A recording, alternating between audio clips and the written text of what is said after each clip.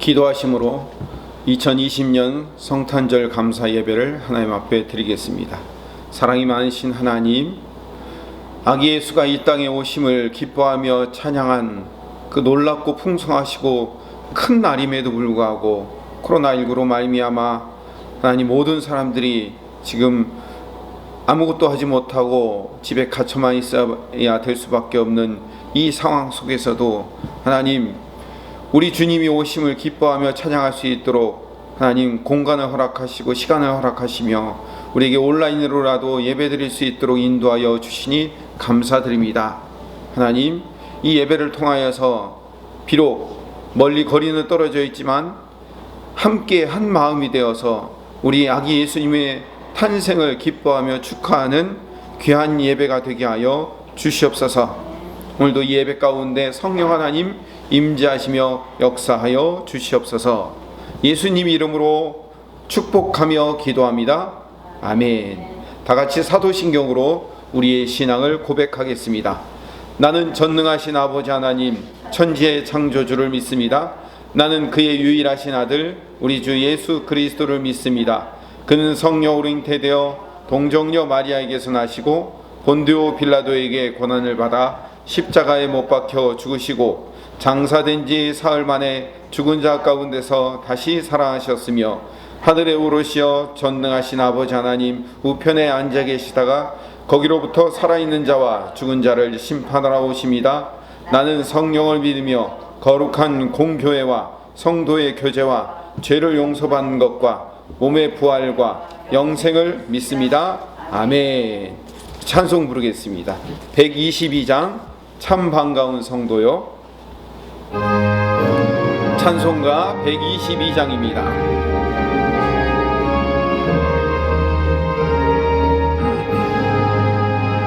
참 반가운 성도여 다 이리 와서 베들레헴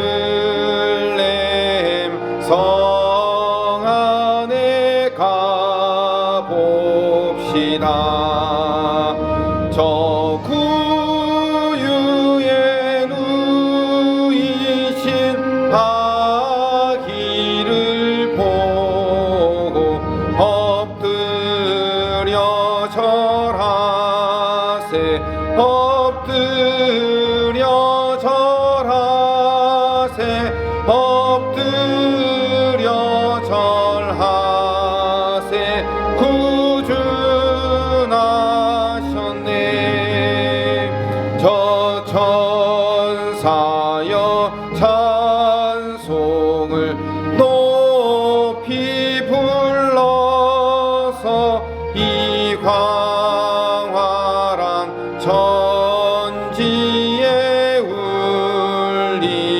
울리어라. 주 하나님아 영광을 돌려 엎드려 절하세 엎드려 절하세 엎드려 절하세 구주 나셨네. 이 세상에 주께서 탄생할 때에 참신과 참 사람이 되시려고 저 동정녀 몸에서 나시었으니 엎드려 절하세 엎드려 절하세 엎드려 절하세 구주 나셨네. 여호와의 말씀이 육신을 입어 날 구원할 날 구주가 되셨도다. 늘 감사한 찬송을 주 앞에 드려 엎드려 절하세 엎드려 절하세 엎드려 절하세 구주 나셨네. 115장 한 장 더 찬송드립니다.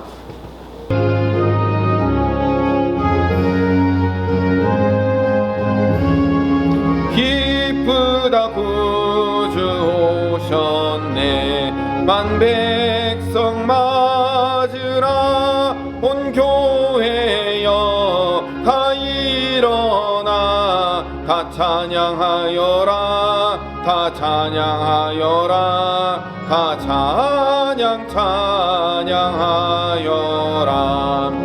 구세주 탄생했으니 다 찬양하여라. 이 세상의 만물들아 다 화답하여라. 다 화답하여라. 다 화답하여라.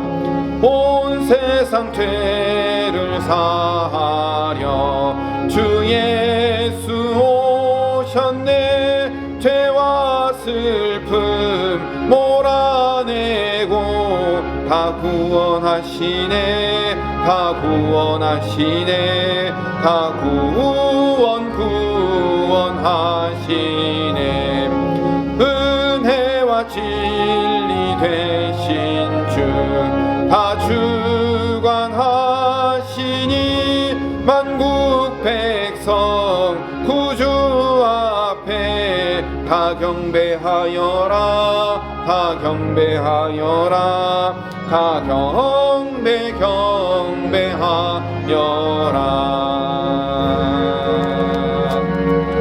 네. 기도하겠습니다. 사랑이 많으신 하나님, 이 자리와 함께 예배하는 모든 하나님의 성도들, 그리고 온라인으로 예배드리는 모든 하나님의 백성들 가운데 오늘 대언자를 통하여서 주시는 말씀을 듣고 우리가 믿음으로 살아가는 것이 그리스도 예수를 받은 자로서의 삶이란 사실을 깨닫는 귀한 말씀과 그 말씀을 듣고 믿음으로 살아가는 성도이며 신자 되게 하여 주시옵소서. 예수님 이름으로 기도드립니다. 아멘. 함께 상고할 하나님의 말씀은 요한복음 1장 4절에서 12절 말씀입니다. 같이 읽읍시다. 그 안에 생명이 있었으니 이 생명은 사람들의 빛이라. 빛이 어둠에 비치되 어둠이 깨닫지 못하더라. 하나님께로부터 보내심을 받은 사람이 있으니 그의 이름은 요한이라. 그가 증언하러 왔으니 곧 빛에 대하여 증언하고 모든 사람이 자기로 말미암아 믿게 하려 함이라. 그는 이 빛이 아니요 이 빛에 대하여 증언하러 온 자라. 참빛 곧 세상에 와서 각 사람에게 비추는 빛이 있었나니 그가 세상에 계셨으며 세상은 그로 말미암아 지은 바 되었으되 세상이 그를 알지 못하였고 자기 땅에 오매 자기 백성이 영접하지 아니하였으나 영접하는 자 곧 그 이름을 믿는 자들에게는 하나님의 자녀가 되는 권세를 주셨으니 아멘. 오늘 이 요한복음 1장의 배경이 되는 본문이 어디냐면 이사야서 60장 말씀입니다. 이사야서 60장의 말씀이 실현되고 완성된 곳이 요한복음 1장인 거죠.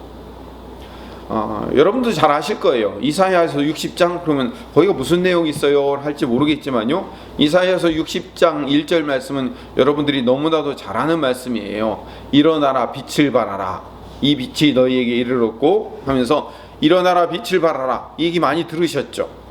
그 얘기가 이사야서 60장 1절의 말씀이에요. 일어나라 빛을 발하라 이거 어디서 많이 들으셨어요?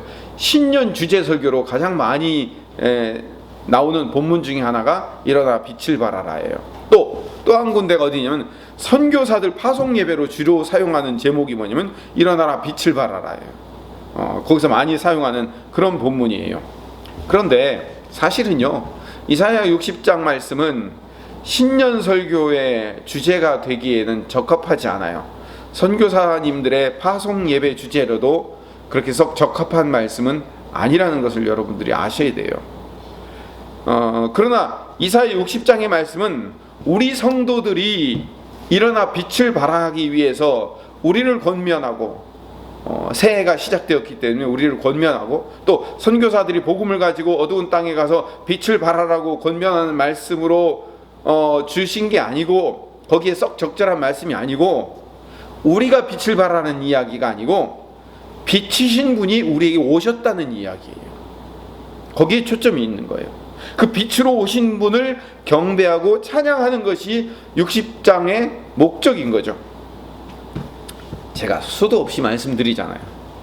성경은 문맥을 따라 읽지 않고 그냥 한 구절, 한 문장만 뚝 따가지고 이거 일어나 빛을 발하야 되니까 우리가 이제 빛을 발하야 된다, 이걸 가지고 쓰자 해가지고 그 문장 딱 해놓고선 내가 하고 싶은 얘기 쭉 설교하는 것은, 그거는 본문을 제대로 분석한 게 아니라고 말씀을 드렸습니다.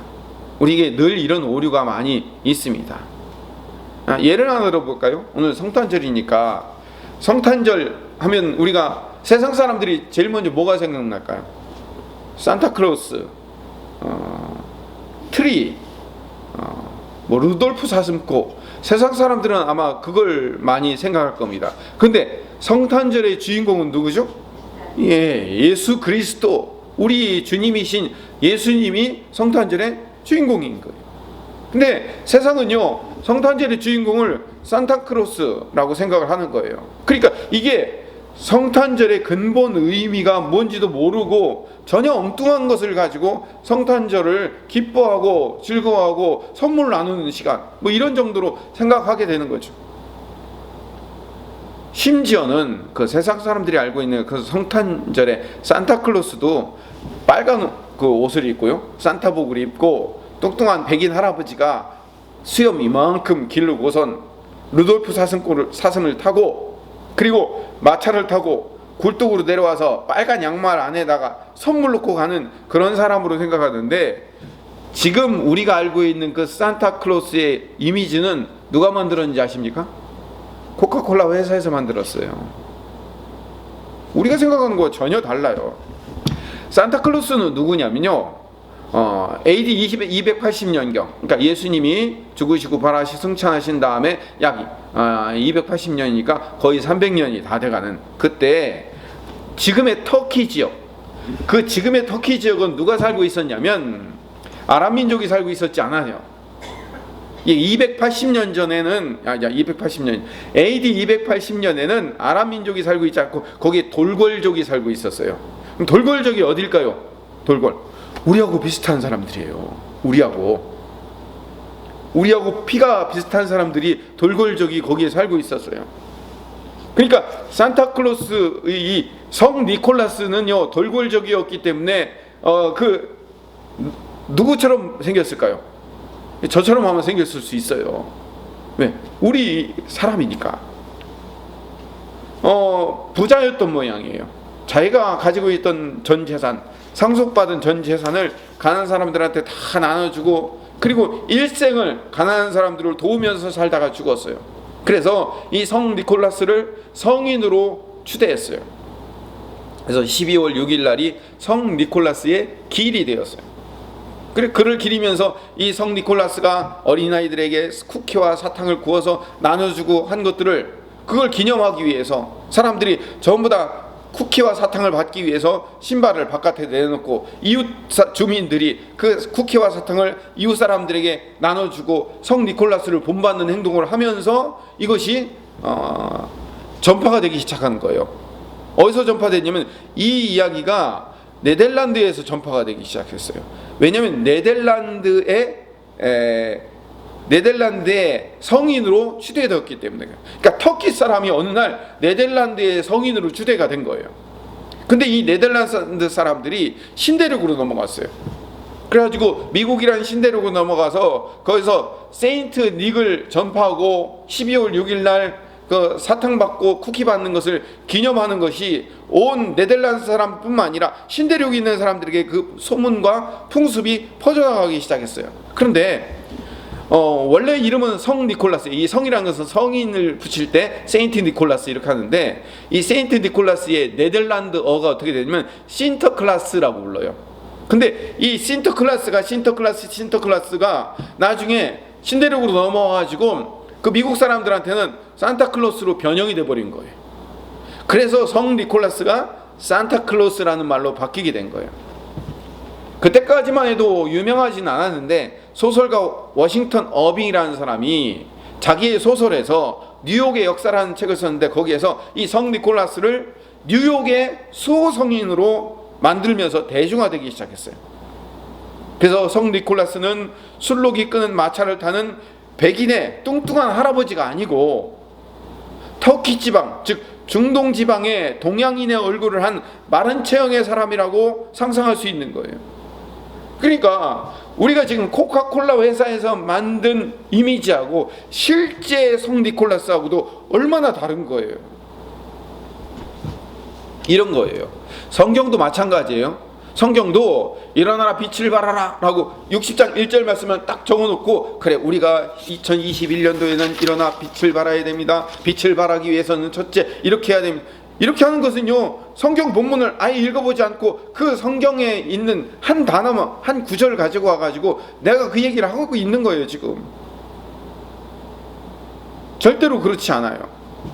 그러면 이사야서 60장 말씀이 도대체 무슨 말씀일까요? 이사야 60장 말씀을 알려면 이사야 59장으로 넘어가야 돼요. 이사야 59장에는 1절부터 8절까지는 제가 말씀드릴게요. 선지자가 유다 백성들의 죄악을 규탄해요. 너희들은 벌을 받아서 하나님의 심판을 받아 죽을 수밖에 없는 죄인이다 라고 규탄을 해요. 그러니까 9절에서 15절 상반절까지 백성들이 그 죄악을 자백하고 회개합니다. 그렇게 유다 백성들이 하나님 앞에서 자기들의 죄악을 자백하고 회개하자 59장 15절 하반절에서 21절까지 그 자백하고 회개한 유다 백성들을 하나님께서 구원하시려고 작정을 하셨어요. 그리고 나서 60장으로 넘어가서 드디어 하나님의 구원, 그러니까 회개하라고 먼저 이야기하자 그들이 죄악을 회개하여 그 죄악을 회개한 것을 하나님이 기쁘게 받으시고 그들을 구원하고 작정하시기 위해서 60장 1절에 드디어 일어나라 빛을 발하라. 이는 내 빛이 이르렀고, 어떤 빛이? 너의 빛이 내게 왔다는 거예요. 우리가 빛을 발할 수 있는 건, 발한다는 얘기는 뭐냐면, 여러분 달이 빛을 발해요. 그렇죠? 밤에는 달에 빛을 발하죠. 근데 달 자신이 빛을 발휘하는 거예요.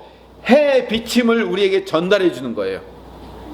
전달해 주는 거잖아요. 그렇죠? 그러니까 오늘 일어나, 이사야 60장 1절의 말씀에 일어나라 빛을 발하라라는 그 말씀, 그 구절은 뭐냐면, 우리 보고 일어나서 빛을 발현하고 발휘해라 라는 의미가 아니라, 이제 드디어 너희들이 회개하고 너희들이 하나님을 다시 회복하기로 작정했으니 하나님이 너희들에게 빛을 비춰줄 것이니, 드디어 하나님이 주신 그 빛이 오면 너희들이 빛나기 시작할 것이다.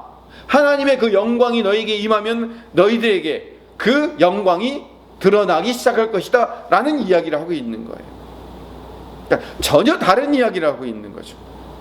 우리 이사야서 60장 말씀을 한번 읽어볼까요? 있습니다. 이사야 60장 1절부터 7절 말씀입니다. 일어나라 빛을 발하라. 이는 내 빛이 이르렀고 너 여호와 영광이 내 위에 임하였음이니라.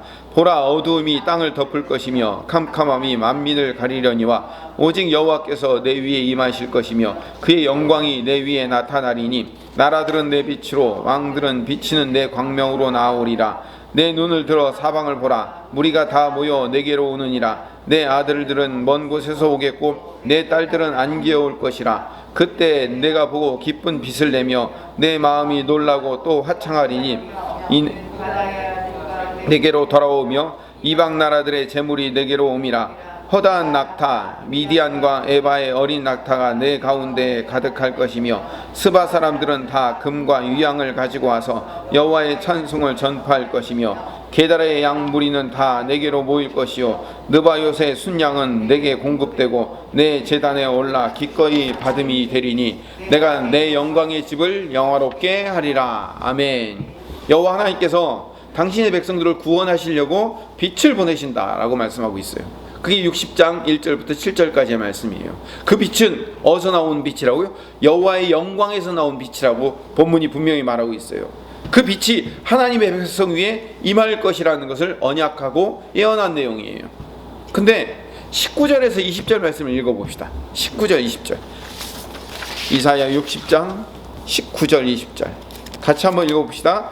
다시는 낮에 해가 내 빛이 되지 아니하며 달도 내게 빛을 비추지 않을 것이요 오직 여호와가 내게 영원한 빛이 되며 내 하나님이 내 영광이 되리니 다시는 내 해가 지지 아니하며 내 달이 물러가지 아니할 것은 여호와가 내 영원한 빛이 되고 내 슬픔의 날이 끝날 것임이라. 해와 달이 빛이 되지 않고 누가 빛이 되신다고요? 여호와 하나님이 빛이 되신다는 거예요. 근데 나중에 요한계시록 22장에 가보면 해와 달이 어떻게 돼요? 없어지죠. 새하늘과 새 땅에서는 해와 달이 없어져요. 왜 그럴까요? 거기엔 누가 계시기 때문에, 우리 하나님이 되시고 빛이신 예수님이 오셨기 때문에 거기는 해와 달이 없어도 되는 거예요. 그 이사야 이야기가 나중에 요한계시록에서도 완성이 되는 겁니다. 자, 이 얘기는요, 새 예루살렘 성이 완전히 회복될 것이 되는데 그 예언은 새로 오실 왕에 대한 찬양 이야기예요. 빛으로 오시는 분이 왕이에요. 근데 그 새로 오실 그 왕에 대한 찬양 이야기가 60장 이야기예요.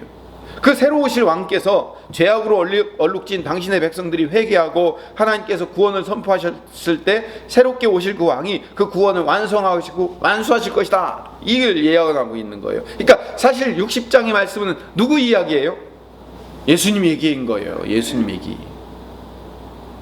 빛을 발하는 존재는 우리가 아니고 왕으로 오신 그분이 빛으로 오시는 거예요. 그래서 오늘 제가 처음 읽은 요한복음 1장 1절 말씀, 요한복음 1장 4절 말씀이 뭐예요? 결국은 그 안에 생명이 있었으니 이 생명은 사람들의 빛이라고 얘기하잖아요. 빛으로 오신 분이에요. 그분이 예수님이신 거예요. 그러니까 이사야의 예언이 어디서 완성되냐면 요한복음 1장 4절에서 완성이 되는 거예요. 빛을 발하시는 분은 예수님이신 거예요.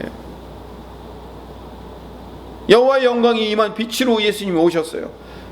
요한복음을 보면 그 빛이 임할 때 2절에 어두움이 땅을 덮을 것이며 캄캄함이 만민을 가리는 일이 일어난다고 얘기해요. 60장 2절 봅시다. 60장 2절 이사야서 60장 2절 보라 어두움이 땅을 덮을 것이며 캄캄함이 만민을 가리려니와. 여러분 한번 보세요. 빛이 오면 온 세상의 어두움이 다 물러간다라고 얘기해야 되잖아요. 그렇죠? 그래요 안 그래요? 빛이 오면 온 세상의 어두움이 물러가잖아요. 근데 이사야 60장 2절에는 뭐라고 나와 있어요? 어두움이 땅을 덮는데요. 그리고 캄캄함이 만민을 가린다는 거예요. 이상하다. 성경은 왜 이렇게 썼지?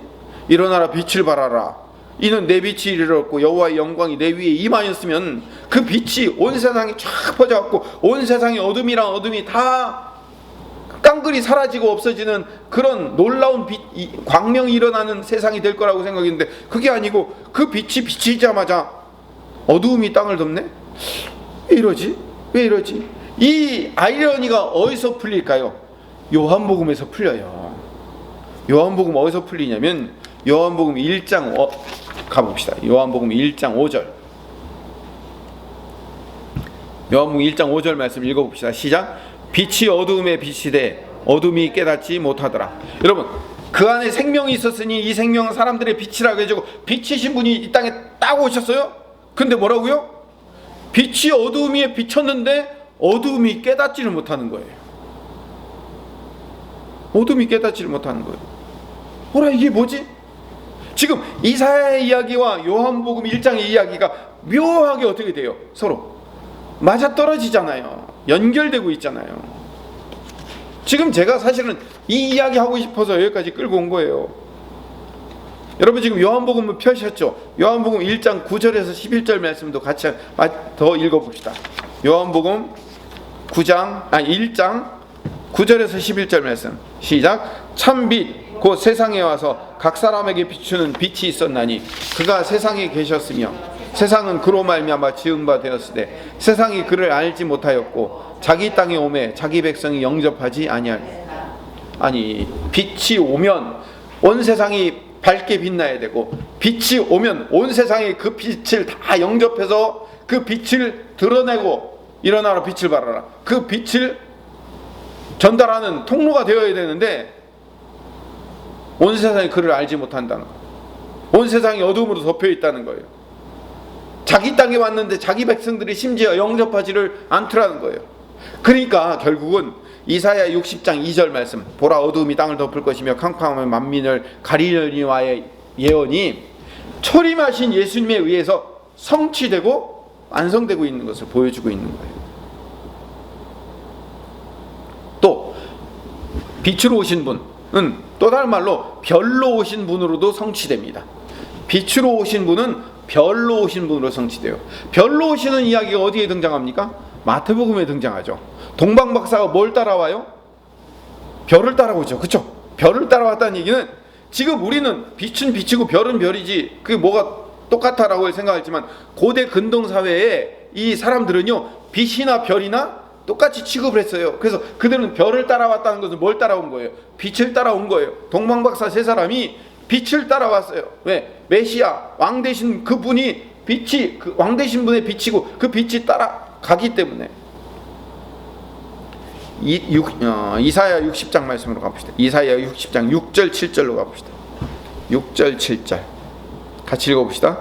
허다한 낙타 미디안과 에바의 어린 낙타가 내 가운데 가득할 것이며 스바 사람들은 다 금과 유향을 가지고 와서 여호와의 찬송을 전파할 것이며 게달의 양무리는 다 내게로 모일 것이요 느바솥의 순양은 다 내게 공급되고 내 제단에 올라 기꺼이 받음이 되리니 내가 내 영광의 집을 영화롭게 하리라.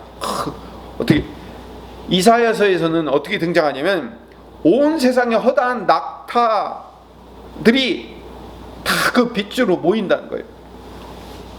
그리고 그 스바 사람들이 금과 유향을 가지고 와서 그 빛으로 오신 그 왕을 찬양하고 경배하기 위해서 모여드는 거예요. 온 세상에서. 근데 이것이 어디서 성취된다고요? 동방박사 세 사람이 빛을 따라와서 그 동방박사 세 사람이 그 아기 예수님께 빛으로 오신 아기 예수님께 뭘 드려요?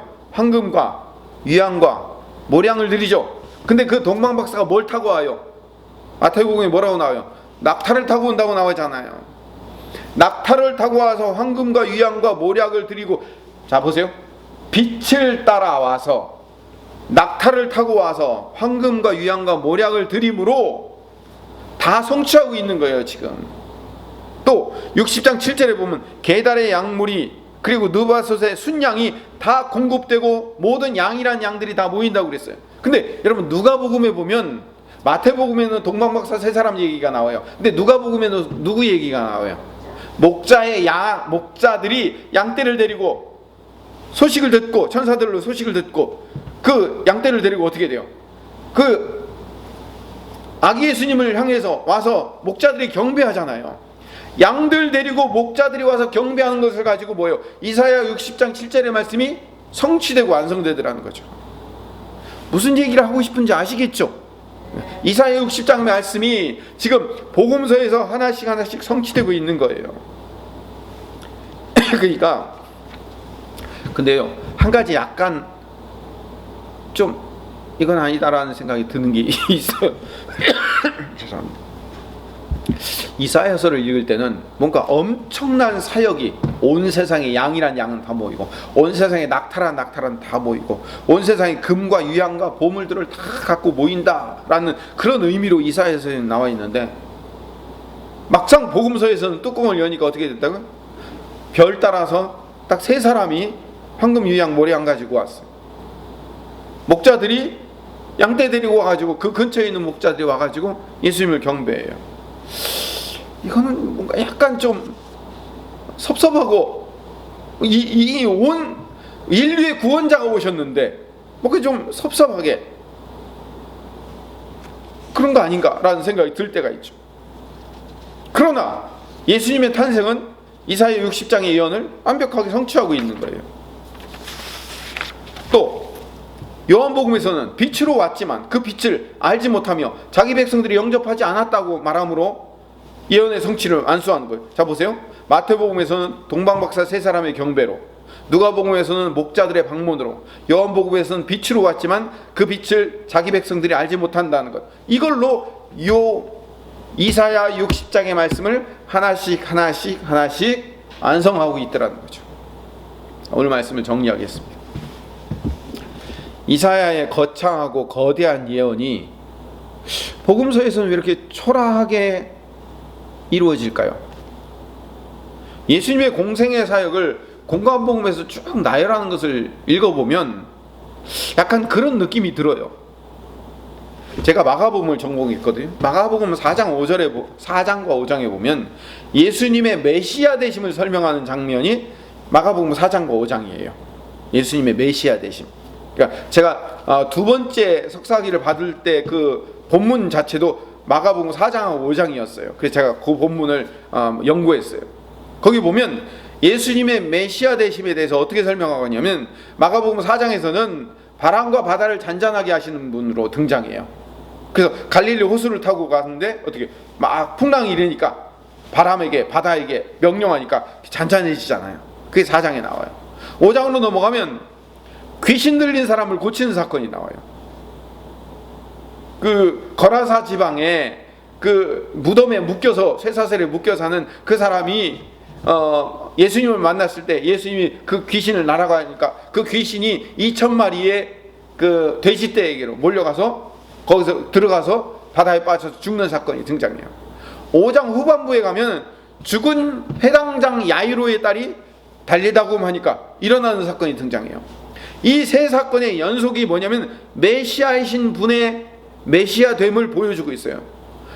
바람과 바다를 잔잔하게, 그러니까 갈릴리 호수에서 풍랑이 일었을 때 그것을 잔잔하게 하는 기적이 뭐냐면 자연계를 통치하고 다스리는 창조자의 면모를 보여주신 거예요.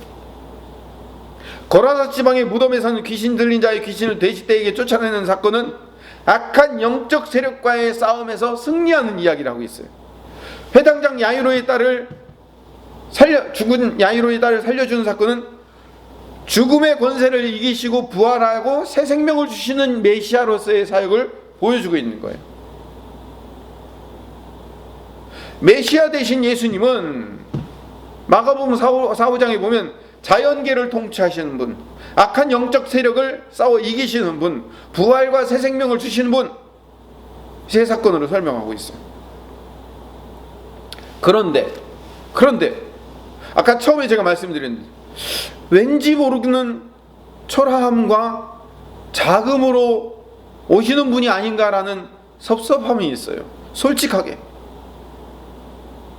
왜냐하면 이 땅의 구원자로 오신 왕이라면 홍해를 가르고 천지에 암흑을 만들고 마치 애굽에 있는 10가지 재앙을 일으키는 사람들처럼 천둥과 번개와 지진과 우레를 동원해서 온 세상을 완전히 깜깜하게 만들었다가 온 세상을 빛으로 비췄다가 온 세상을 들었다 놨다 하는 그런 어마어마한 기적으로 오신 게 아니라 갈릴리 호수에서 풍랑이 일었는데 그걸 잠잠하게 하시고 귀신들로 미쳐있는 사람 한 사람을 살리신 거예요. 예수님은 그 안에 들어가 있는 2,000마리의 귀신을 이기신 분이시지만 겉으로 보기에는 무덤가에 묻혀있는 귀신 들린 사람 한 사람 고쳐주신 거예요. 야이로의 딸 한 사람을 살리시고 부활과 생명을 주신 예수님은 하나님으로 설명하고 있는 거예요. 자, 왜 이 이야기를 할까요? 요한복음 1장 11절 말씀으로 가보면 요한복음 1장으로 이제 돌아가 봅시다. 요한복음 1장 11절 말씀에 자기 땅에 오매 자기 백성들이 영접하지 아니하였으나, 자기 땅에 왔는데 자기 백성들이 그 빛을 영접하지 않았어요. 초라하고 작아 보였기 때문에 그런 거예요. 그러니까 유대인들이 기대하고 있었던 메시아, 유대인들이 원했던 메시아는 어떤 메시아일까요? 모세처럼, 다윗처럼 수많은 군대를 이끌고 홍해를 가르고 천지를 개벽하는 그 어마어마한 사건으로 등장하는 왕되고 군주 되신 예수님, 이런 예수님을 기대했는데, 우리 예수님은 말구유에 태어나셔서 태어날 장소도 없어서 그 여관에 짐승들이 있는 곳, 거기에 태어나신 분, 홍해를 가르고 천지를 암흑으로 만드시는 분이 아니라 회당장의 딸을 살리고 갈릴리 호수를 풍랑을 잔잔케 하시고 귀신 들린 한 사람을 쫓아내시는 그 예수님으로 오시니까 이들이 자기 백성들의 주인으로 왔는데도 불구하고 그 주인을 인정하지 않더라는 거예요. 이런 초라한 메시아라면 우리는 인정하지 않겠어요? 이런 초라한 메시라면. 그리고 그 메시아가 십자가에 죽네요. 그런데 12절의 핵심 말씀, 요한복음 1장 12절, 오늘 이 이야기를 읽고 마치겠습니다. 같이 읽읍시다. 영접하는 자, 곧 그 이름을 믿는 자들에게는 하나님의 자녀가 되는 권세를 주셨다. 영접하는 자, 곧 그 이름을 믿는 자들에게만 그것이 메시아로서의 빛된 권위라는 사실을 인정할 수 있는 거예요. 우리는 회당장 야이로의 딸 한 사람을 살린 것이 온 세상에 죽음을 이기시고 부활을 주신 분으로 오신 예수님이라는 사실을 여러분은 믿습니까? 안 믿습니까? 믿죠.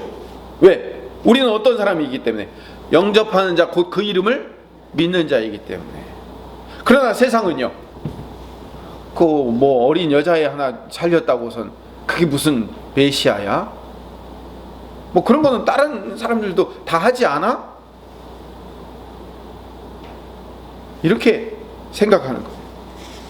동방박사 세 사람이 와서 예물을 드리고 갔지만, 목동들이 와서 경배하고 갔지만, 그 예물과 경배는 왕으로 오신 그 빛되고 왕 되신 분의 영광을 드러나는 예언의 성취라는 사실을 우리는 믿는 거예요. 왜? 우리는 그 이름을 영접하는 자, 그 이름을 믿는 자이기 때문에 그런 거예요. 세상 사람들은 안 믿어요. 세상 사람들은 그까짓 것 가지고 무슨 메시아고, 그까짓 것 가지고 뭘 온 세상의 인류를 구원하고, 그 십자가로 무슨 세상을 구원할 수 있느냐라고 말할지 모르지만, 우리는 그 십자가가 온 인류를 구원하며 온 세상을 구원하며 우리를 구원하는 사건이었다는 사실을 믿는 우리에게는 적용이 된다는 거죠. 이 얘기를 하고 싶은 거예요. 왜 예수님이 백마를 타고 천군 천사를 거느리고 오시지 않고 한 처녀의 몸에서 여관도 없어서 그 초라한 짐승들이 밥 먹는 그 공간 안에 짐승의 구유에 누워 처음 오셨을까요? 누가복음 18장 8절이 그 대답을 해주고 있습니다. 내가 너희에게 이르노니 속히 그 원한을 풀어주리라. 그러나 인자가 올 때 세상에서 믿음을 보겠느냐 하시니라.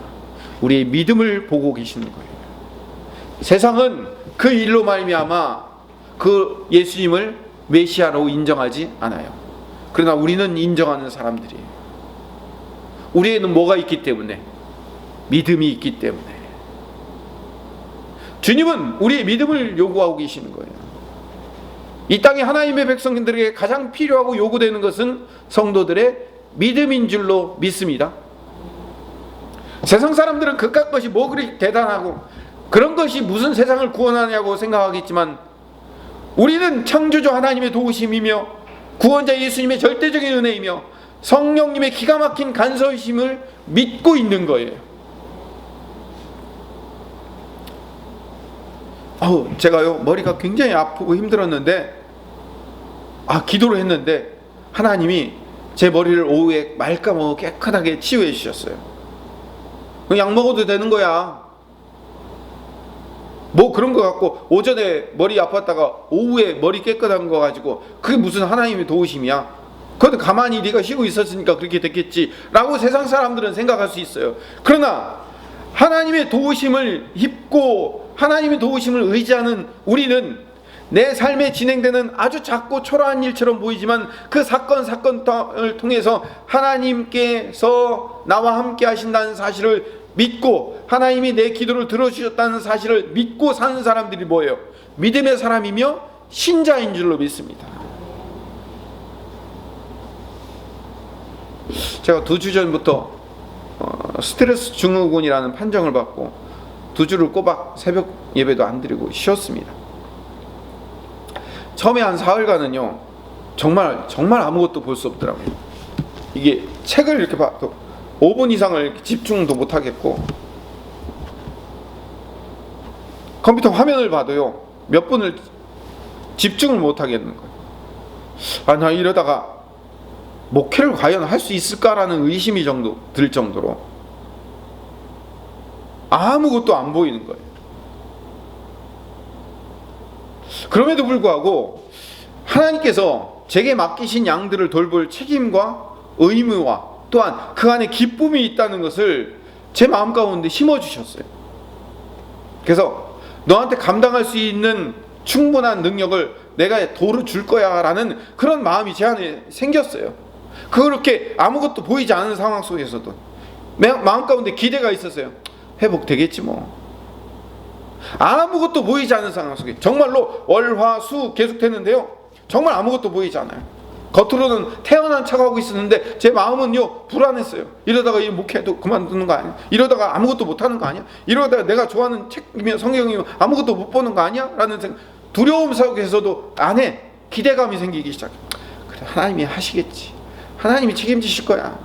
하나님이 하실 텐데 내가 안달한다고 될 일이 아니지 라는 내 마음 가운데 기대감이 솔솔 샘솟기 시작했어요. 근데요 한 나흘쯤 되면서 피곤이 풀리고요 회복이 시작됐어요. 완전하진 않지만 딱 설교할 만큼 주일 설교할 만큼 힘을 주시더라고요. 이번 주 돌아와서 다시 하나님께서 나를 완전히 회복시킬 것을 기대하고 있었는데요 그 기대만큼 조금씩 회복시켜 주시더라니까요. 사람들은 이렇게 얘기할 겁니다. 그러니까 한 주, 2주 쉬었으니까 회복됐겠지. 근데 저는 안 그래요. 저는 제 마음 가운데 기도하면서 제 마음 가운데 품은 생각은요 하나님이 이거는 풀어주신 거다. 하나님이 다시 일할 수 있도록 내게 새 마음과 새 힘을 주신 거다라고 생각했어요. 기쁜 거예요. 내게 기대가 있기 때문에, 믿음이 있기 때문에. 오늘 예수님이 2000년 전에 오셨습니다. 베들레헴 땅에 여관도 자리가 없어서 짐승에 사는 구유에 누이셨지만 그분이 구원자이시며 창조주이시며 그분이 온 인류의 구세주로 우리에게 오셨다는 사실을 믿는 믿음의 사람 되시기를 간절히 소망합니다. 또한 그분의 영이신 성령님이 늘 우리 안에 계셔서 우리 아주 작고 사소한 부분부터 시작해서 우리 인생의 모든 부분들을 책임지시고 인도하시고 간섭하시고 이끌어 주시며 우리에게 기대와 소망을 주신다는 사실을 믿고 있는 것, 그게 믿음의 사람이라는 사실을 깨닫는 신자, 성도의 삶을 살아가는 주의 백성 되시기를 간절히 소망합니다. 기도하겠습니다. 사랑이 많으신 하나님, 성탄절 이 아침에 함께 모여 예배할 수 있도록 우리에게 이런 시간과 장소와 기회를 허락하심을 감사드립니다. 하나님, 온라인으로 비록 드릴지라도 하나님 우리 안에 기쁨이 있게 하여 주시며 우리가 믿음을 가지고 살아가게 하여 주시옵소서. 작은 일 하나하나부터 하나님 믿음을 가지고 우리 주님이 함께 하시며 우리 주님이 인도하시며 우리 주님이 이끌어 주신다는 그 분명한 믿음을 가지고 살아가는 주의 백성 되게 하여 주시옵소서. 예수님 이름으로 기도드립니다. 아멘. 아까 불렀던 122장 찬송하시면서 1절 찬송하시면서 준비하신 예물을 하나님 앞에 봉헌하도록 하겠습니다. 헌금기도하고 축도하고 예배를 마치도록 하겠습니다. 사랑이 많으신 하나님, 귀한 성탄 감사 예물을 주님 앞에 드립니다. 드리는 손길 주님께서 복된 삶으로 인도하여 주시어 심는 모든 것들마다 30배, 60배, 100배의 놀라운 결실과 열매로 채워 주시옵소서. 2020년 성탄절은 이렇게 드릴 수밖에 없지만 2021년도부터는 우리가 다시 회복되어 기쁘고 감사하고 즐거운 축제의 성탄절 될 수 있도록 주님 인도하여 주시옵소서. 육체의 질병이 있는 자들에게 하나님께서 치료의 광선을 발하여 주시오. 주님의 권능의 오른손으로 친히 안수하여 주시오. 속히 깨끗이 치유하시며 재발하지 않도록 주님께서 막아주시고 지켜주시옵소서. 자녀들을 위해 기도합니다. 우리 자녀들의 꿈과 비전과 소망을 주님께서 지키시고 인도하여 주시되, 원하는 학교, 적성에 맞는 직장, 비전에 맞는 사업, 하나님이 주신 멋지고 아름다운 배우자와 결혼과 가정과 적절한 자녀들을 허락하여 주시어 주님이 주인 되는 건강한 자녀들의 가정 되게 하여 주시옵소서. 이제는 우리 구주 예수 그리스도의 풍성하신 은혜와 창조하시며 섭리하시는 하나님의 무한하신 사랑하심과 우리 안에 계셔서 우리의 삶을 인도하시는 성령님의 교통하심과 충만하심과 기름 부으심과 역사하심이 작은 믿음이지만 믿음을 가지고 살고자 다짐하는 우리 모든 김포수종교회 성도들 머리 위에 영원토록 함께 하시옵기를 간절히 축원하옵나이다. 아멘.